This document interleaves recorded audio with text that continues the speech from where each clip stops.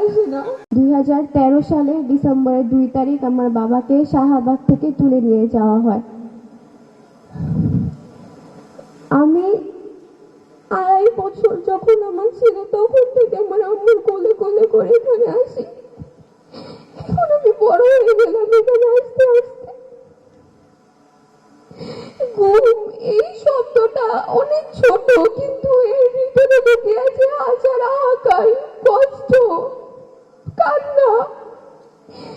আমার ছোট থেকে একটাই স্বপ্ন যে আমি আমার বাবার সাথে স্কুলে যাব, কিন্তু এখন পর্যন্ত আমার এই স্বপ্নটা পূরণ হচ্ছে না। আমার এই স্বপ্নটা কি আদৌ পূরণ হবে? আমার ভাই কি বাবার মুখটা দেখতে পারবে?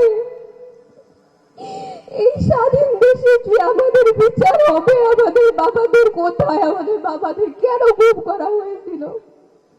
গুম কমিশন বলে ধরে নিন ওরা মৃত। কেন এটা কি হাতের অঙ্ক যে আমরা ধরে নিব আমাদের বাবার হাত নেই? একটা দল করা কোনো অপরাধ না, দল সবাই করে। এর জন্য এটা কেমন বিচার এই বাংলাদেশে?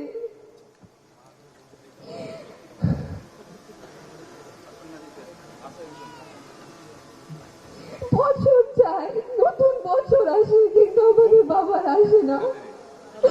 আমরা এই একটা বছরের বেশি হয়ে গেল 5 আগস্টের পর, কিন্তু আমরা একজন কেউ ফেরত পেলাম না।